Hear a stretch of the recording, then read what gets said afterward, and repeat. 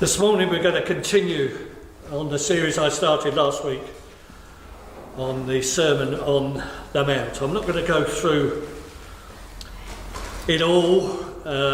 Some of it we will go in great detail, others we might just skim through.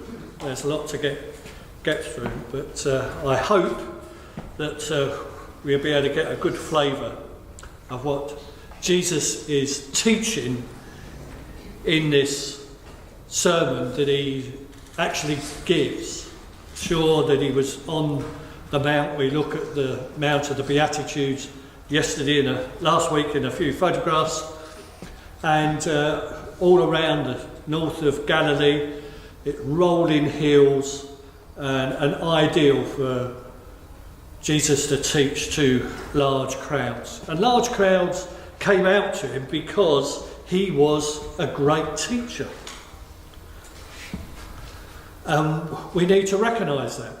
If he hadn't been a great teacher, the crowds in the beginning certainly wouldn't have come. But word spread greatly that this was a man who could explain God to the people in easy and understandable ways.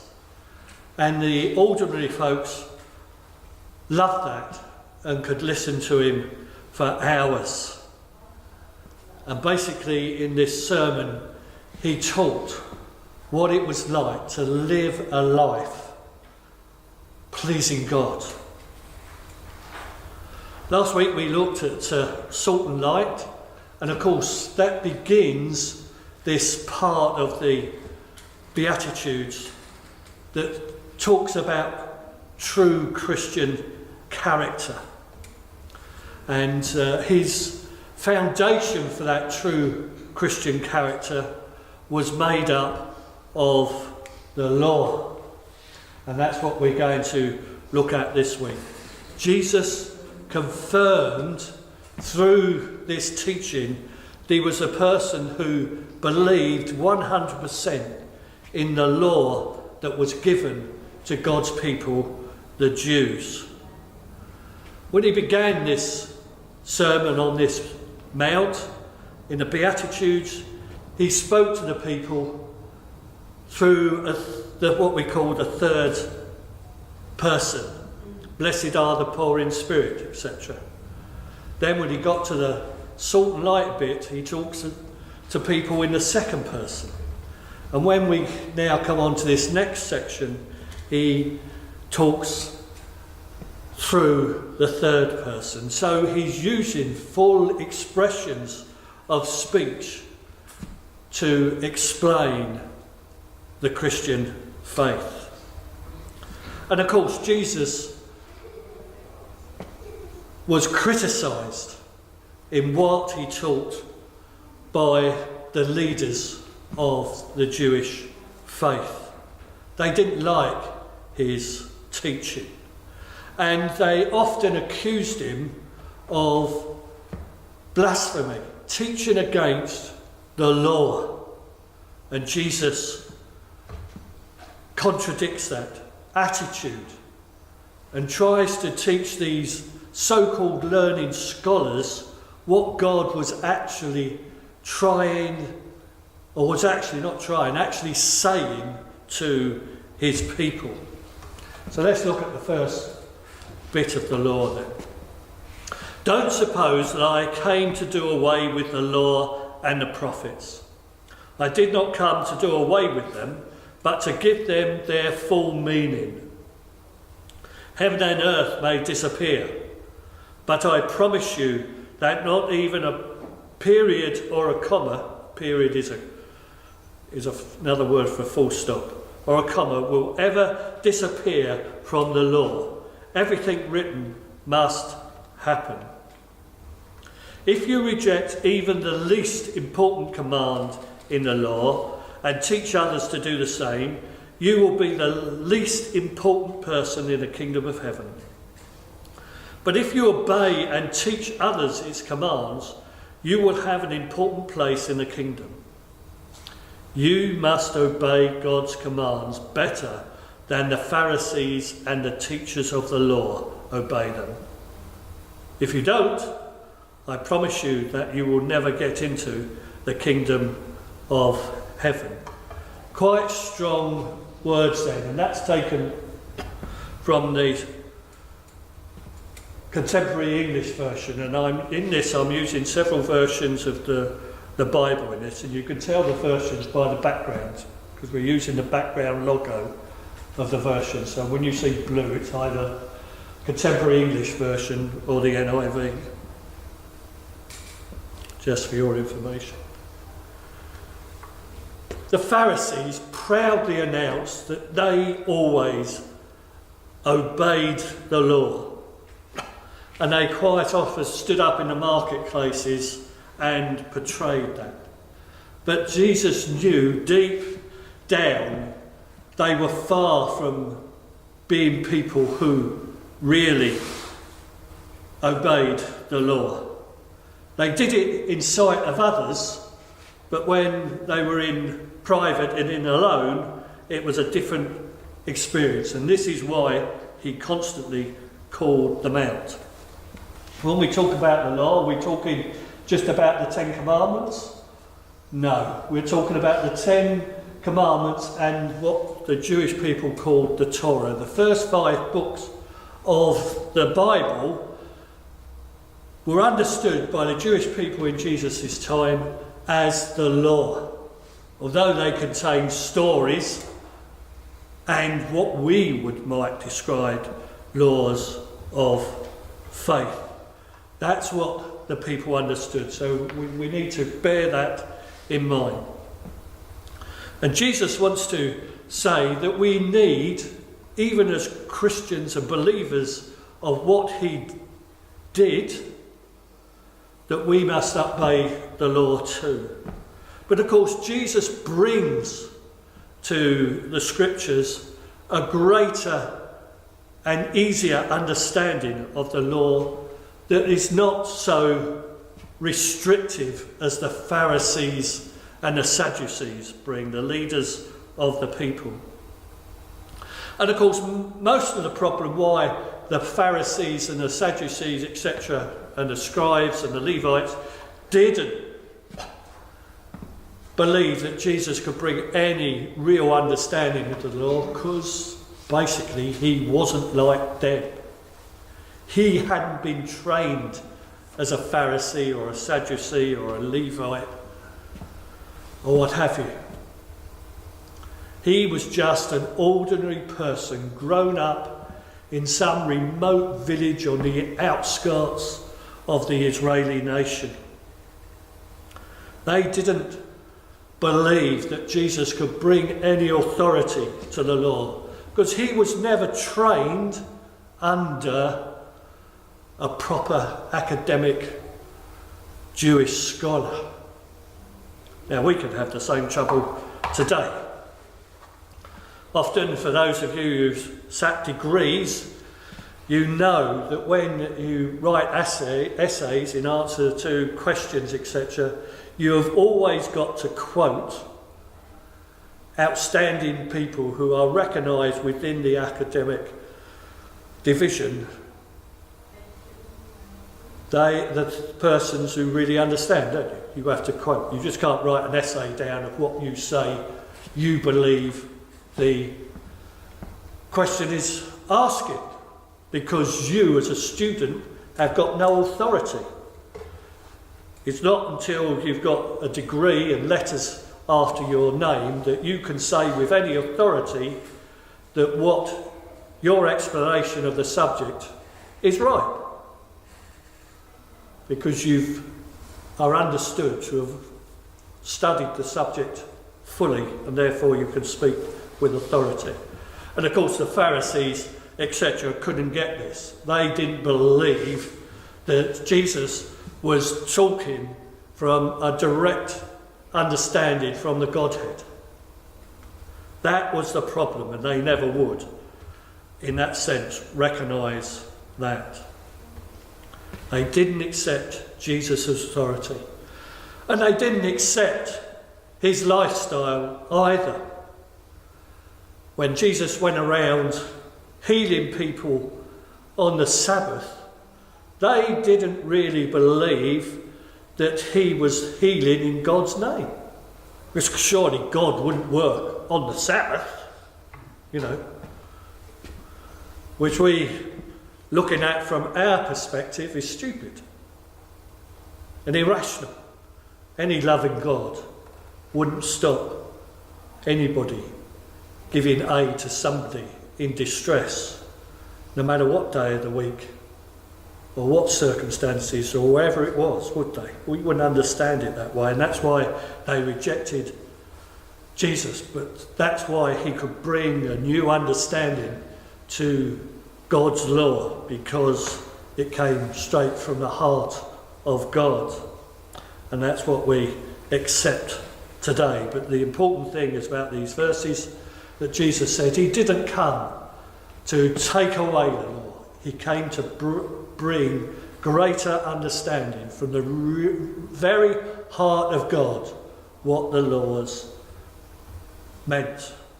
And therefore we take this, don't we? We understand it now far better because of Jesus' teaching. So after he speaks about the law and his desire to really interpret the law to its true meaning, Jesus goes on to give us 6 little bits of law that are greatly misinterpreted by the scribes and the Pharisees and other teachers in the Jewish system. And we call these antithesis. Great word, isn't it? How do you spell that? There we go. It's up on the screen. Never heard this term before? Well, you see, each of these start off in a very similar way. You have heard it said, but I say to you. So there's a great contrast between what people are being taught and what people believe it means, really. So Jesus was on about the law is there, and it's all about the law being lived in a practical and wonderful way. And in fact, this law may seem harsh, but we know when later in the story Jesus pays the penalty for all of us to free us from sin, and the Holy Spirit's given to us, then we can understand the law and can live by the law, because in that sense we can only obey the law through the Spirit. That's when the law fully understands. I don't know fully all the law, and that's not in the back of my mind all the time. But I do know I'm walking with Jesus in the law, obeying God's commands. Why? Because it's His Spirit within me and within you that guides us along the path, that the law is written in our hearts deep down, and our life, if we're living with Jesus, works that through in the wonderful way. And that righteousness which the law requires, we see. Alright, so these pictures I thought was an interesting picture that talks about this antithesis. Do you see the picture, the way in that picture goes from one to the other, two different? It's the same picture on the right and the left, it's just reversed but in two different colours. I thought that was an excellent way of understanding what Jesus is doing, the two different sides of understanding the law. So the first thing we look about is the teaching about anger. This comes from the ESV. You have heard that it was said to those of old, you shall not murder, and whoever murders will be liable to judgment. But I say to you that everyone who is angry with his brother will be liable to judgment. Whoever insults his brother will be liable to the council, and whoever says, you fool, will be liable to hellfire. So if you're offering your gift at the altar, and there remember that your brother has something against you, leave your gift there before the altar and go. First be reconciled to your brother, and then come and offer your gift. Come to terms quickly with your accuser while you are going with him to court, lest your accuser hand you over to the judge and the judge to the guard and you be put in prison. Truly I say to you, you will never get out until you have paid every penny. This is the first one Jesus taught. You shall not murder. Now in modern translations, that means a lot more to us than what it did years ago, because in the old King James Version, it said you should not kill. There may be circumstances in the rightful process of the law, the common law, that people get killed. So it's not talking about that, it's murder. Murder's talking about individuals killing people with premeditated thought. That's the first bit that the law's talking about. But Jesus wants to get to the heart of murder, is to say that in many ways we can all commit murder if we hate people. Hate is the beginning of murder. Jesus takes a step back from the actual act of killing somebody to say, before you kill, there is a hatred in your heart. And that is what God's talking about when he gave the commandment that you should not murder. It's not a black and white issue. And we all know, don't we, that that's what happens. It's not unusual. As a person, I know it's not unusual to know that murders begin with hatred. As an investigating officer involved in many murders, I know that when a murder's committed, more often than not, that murder is born out of hatred that's come up over years. And that's why in a murder situation, the prime suspects are all either the husband or wife, the other spouse, or the spare time unfaithful lover. That's who it is, because there's a hatred that builds up in that wrong relationship that will lead to murder. So this is what Jesus do. He's widening that bit about murder. You have heard it said by them of old time, you should not kill, and whoever you shall kill shall be in danger of judgment. And the King James adds, without a cause. That is not in the original. Mainly because we use more up-to-date versions, we don't come across that. The Mosaic law is right to forbid murder, and most people would understand that it's wrong.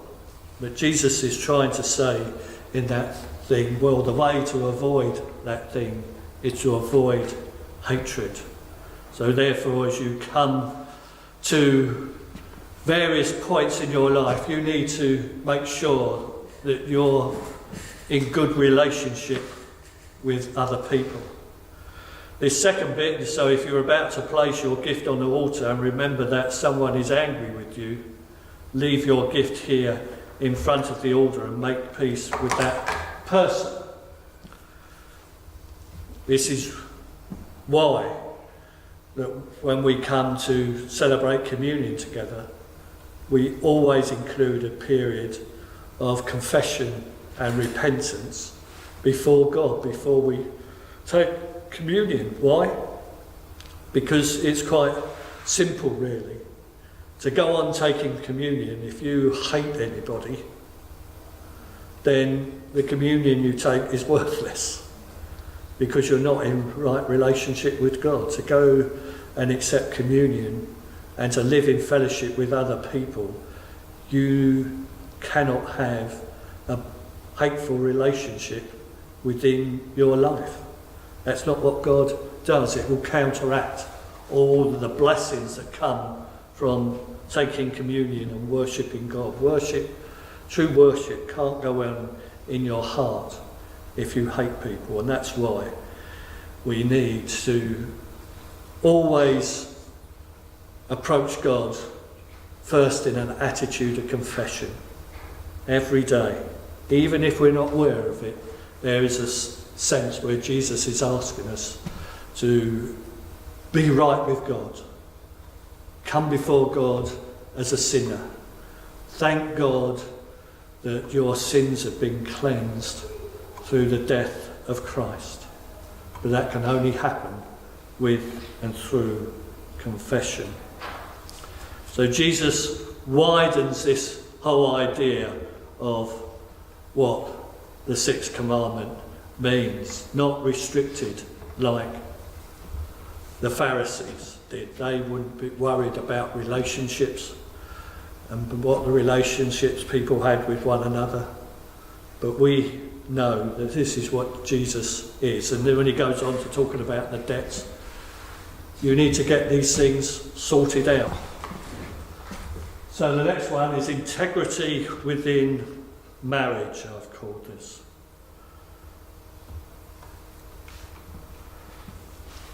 Verse 27. You have heard it that it was said, you should not commit adultery. But I tell you that anyone who looks at a woman lustfully has already committed adultery with her in his heart. If your right eye causes you to stumble, gouge it out and throw it away. It is better for you to lose one part of your body than for your whole body to be thrown into hell. And if your right hand causes you to stumble, cut it off and throw it away.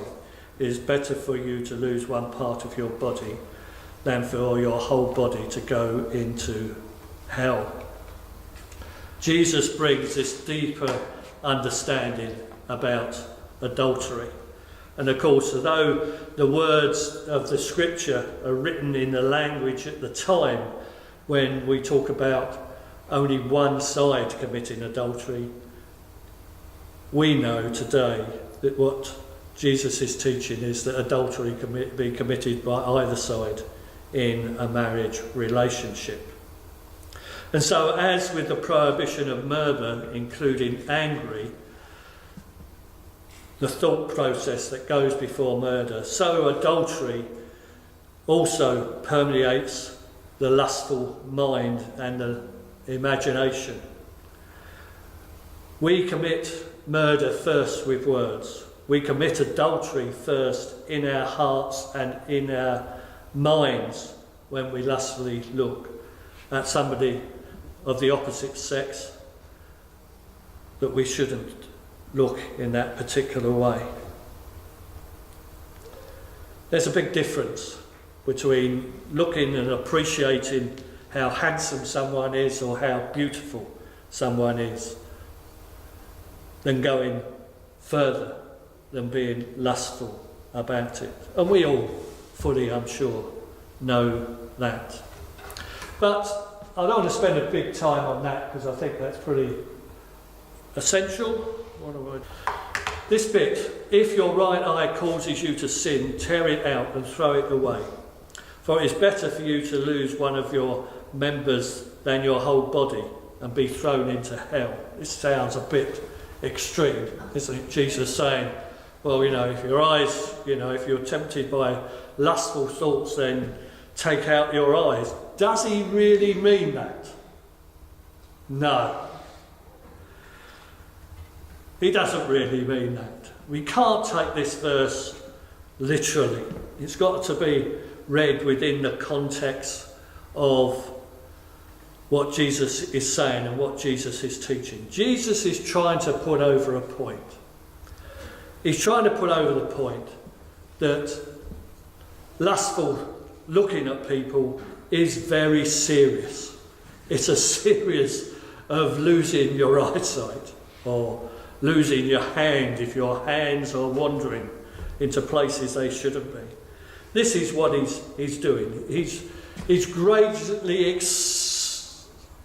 excelling the point in order to make sure we understand the point of what he's saying.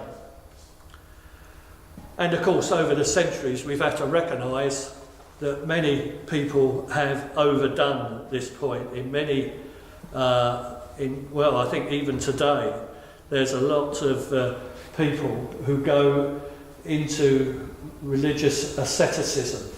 That's regular self-denial of bodily pleasures and needs.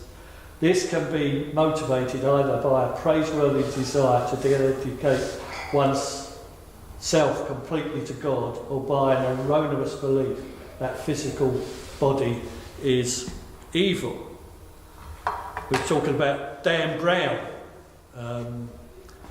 to Chris just before the service this morning, and Chris is reading one of Dan Brown's books, like remembering a number of, can't which one, a number of Brown's boxes. You've got people who are believing they're following God by punishing themselves, by asceticism. They're whipping themselves because they believe that if they really hurt themselves, that will help their understanding of being right with God and confession of sin. You can't confess sin unless you hurt yourself. You know, it's a very weird way, but it was rife within a lot of the monastic branches of Christendom in the early days, and I believe to some extent it still goes on now, but it's a completely misunderstanding of what Jesus is teaching here. He's just trying to put over the point. Jesus is not saying to yourself, to be right with me, you've got to whip yourself into expelling blood or denying yourself anything else. That's not the way to go about it. What Jesus is trying to teach you is the fact that we need to just confess our sin and be right in our hearts with him. So beware of over-reading something in Jesus' teaching, because he's using these type of arguments. You've heard it said, I say. And because he overemphasises the point to make sure that you understand the importance of it, it doesn't mean you literally take it. It has been said, anyone who divorces his wife must give her a certificate of divorce.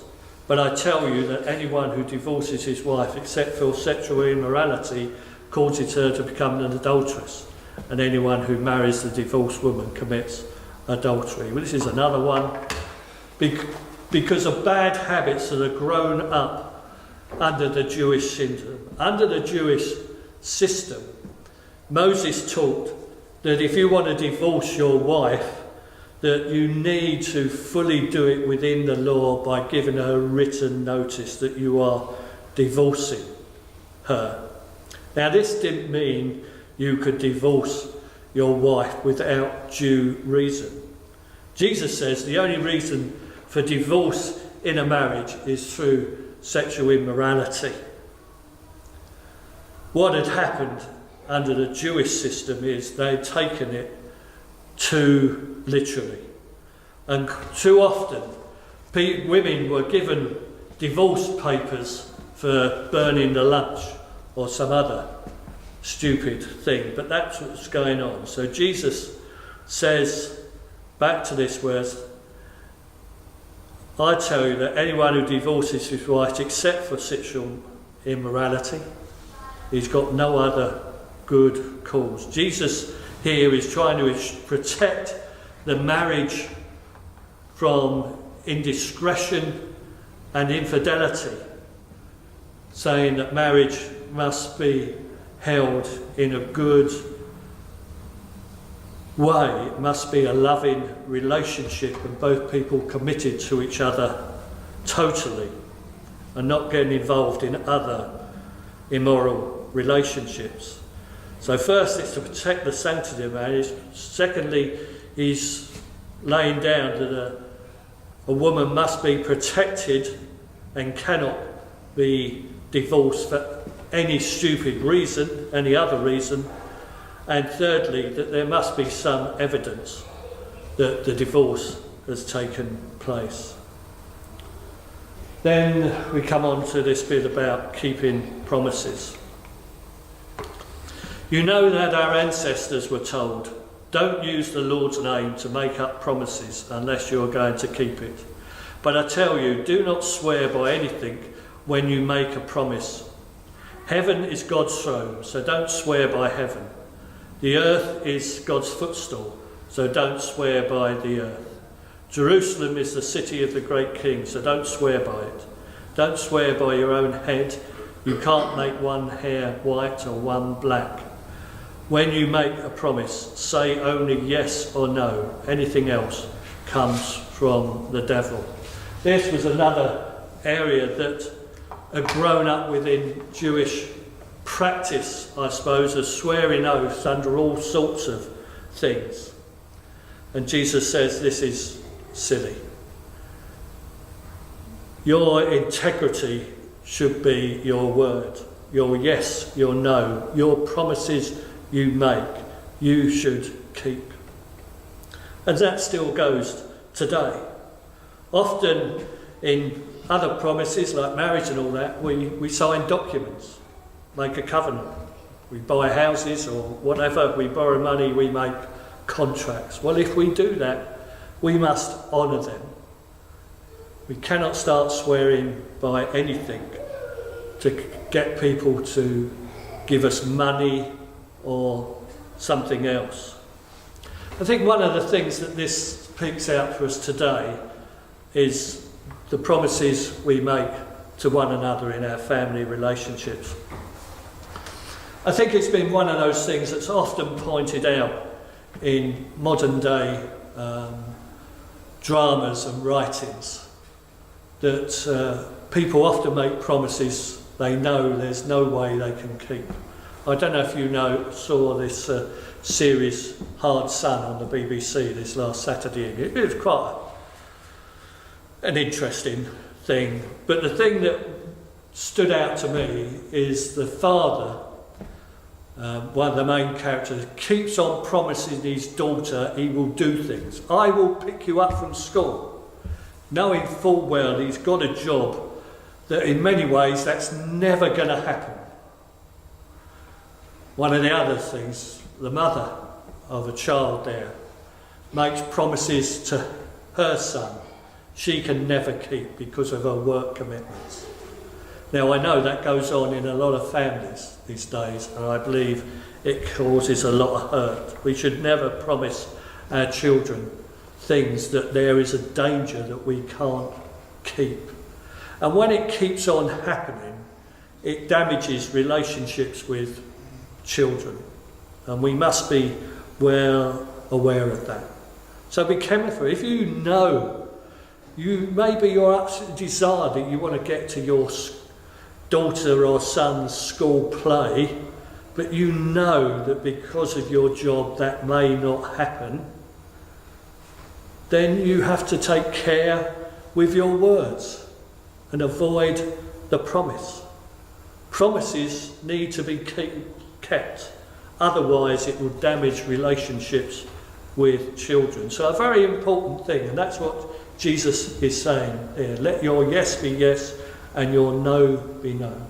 Keep your promises, and that will enhance your relationships within families.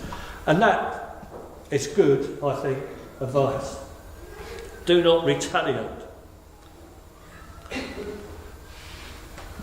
You know it has been taught, an eye for an eye and a tooth for a tooth. But I tell you, not to try to get even with a person who has done something to you. When someone slaps you on the right cheek, turn and let that person slap you on the other cheek. If someone sues you for your shirt, give up your coat as well. If a soldier forces you to carry his pack 1 mile, carry it too. When people ask you for something, give it to them. When they want to borrow money, lend it to them. So Jesus gives some simple advice here on avoiding retaliation. You know, if somebody slaps you on one cheek, turn the other. If a soldier, and a soldier could in those days ask you to carry his pack, and you were duty bound under Roman law to carry his pack 1 mile, then you carry it 2. It's the sort of thing that's a good answer to that. Now, in today's parlance, dealing with things like that, we need to discount bullying. If bullies start performing and using these sort of unreasonable demands on us, wherever age we are, that's not to be dealt with in this particular way. But it's an opportunity to injure your enemy, really. Because if a soldier only asked you to carry it 1 mile and you carried 2, you would cause him a bad conscience. So this is the sort of thing that Jesus was trying to do, trying to avoid the practice of trying to get retaliation. That's why an eye for an eye first came in under the Mosaic law, was to get some balance. You know, it's the sense of if somebody was caught stealing 2 sheep, then you wanted the retribution of stealing 20 sheep back from him, or whatever. If somebody, just got injured by somebody being assaulted, somebody was demanding the death penalty or something like that, when that was not the right thing. So the law was talking about trying to give a rightful balance, and it's not for individuals to deal out their own retaliation when somebody offends them. That should be done in a proper court, and the law of Moses goes into that with the setting of judges. People often use that saying today, don't they? When somebody's injured, or a bomber or whatever gets in, or something like this attack in Florida, in that sense, happens today, there is people seeking to melt out their own justice. But in many respects, like this Florida incident, there's no justice that person can really balance up the killing of 17 people and injuring dozens more, is there? There's no balance in that. And judgment needs to be left in God's hands. Jesus taught that we cannot make retribution against people who offend us. That should be done by a greater power than us, somebody who's detached from the actual personal drama of the offence and the parties involved. An evil person will attempt to take more than what is deserved in retribution of an offender. But as Jesus' disciples, we shouldn't have that attitude at all, and an eye for an eye is not something we should be promoting. Finally, love your enemies. Well, we've talked about this many times over the last couple of years. I think that we've been here, this comes up. But it's an important thing, and this is what Jesus says on the Sermon on the Mount. You have heard the law that says, love your neighbour and hate your enemy. But I say, love your enemies, pray for those who persecute you. In that way you will be acting as true children of your Father in heaven. For he gives his sunlight to both the evil and to the good, and he sends the rain on the just and the unjust alike. If you love only those who love you, what reward is there for that? Even corrupt tax collectors do that much. If you're kind only to your friends, how are you different from anyone else? I like what John Stott explains this one away. He was talking about the teachers of the law here. My neighbour, they argued, is one of my own people, a fellow Jew, my own kith and kin, who belongs to my race and my religion. The law says nothing about strangers or enemies. So since the command is to love only my neighbour, it must be taken as a permission, even an injunction, to hate my enemy, for he is not my neighbour, that I should love him. So this last teaching point that Jesus makes about the central truths of the Old Testament: love your neighbour, means exactly that. You need to love all those you come into contact with. You cannot distinguish between people like you, like us. We cannot distinguish. And that's what the Jewish people had become. They became people who only believed that they need to acted in right behaviour with fellow Jews. And of course, this is something that is totally wrong. When you think, when that legal expert asked Jesus about the greatest commandment, Jesus came back, wasn't it? Yes, you've answered correctly, but go and love your neighbour as yourself. And he didn't understand that, and the question came up about who's your neighbour, and Jesus talks about the Samaritans. So this is one of those things that we need to recognise, that neighbours are wider than the people who live next door to us.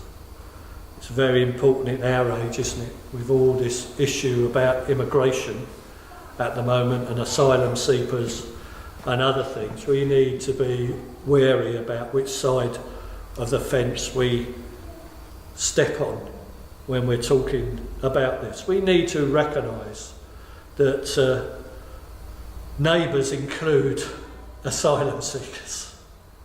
They include refugees.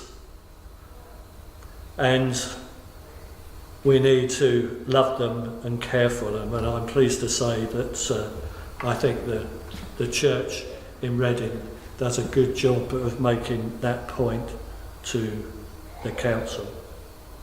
So I think that's all I want to say about that.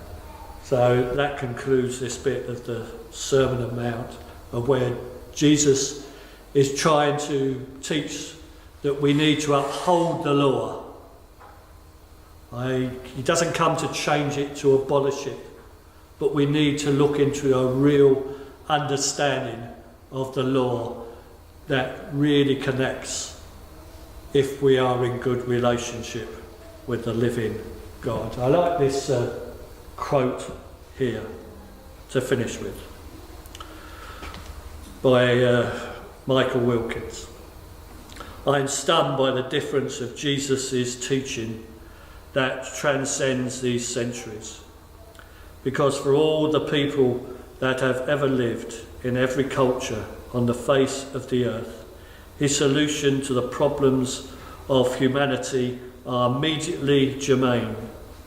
He didn't produce a provincial religious practices that became antiquated after his place and time, but went to the heart of the universal human dilemmas and provided timeless, supercultural guidance. The discipleship he advocates in these antitheses and throughout the Sermon on the Mount, indeed, in all of his teaching, is the same as discipleship today as it ever was. I quite like that. Okay, questions?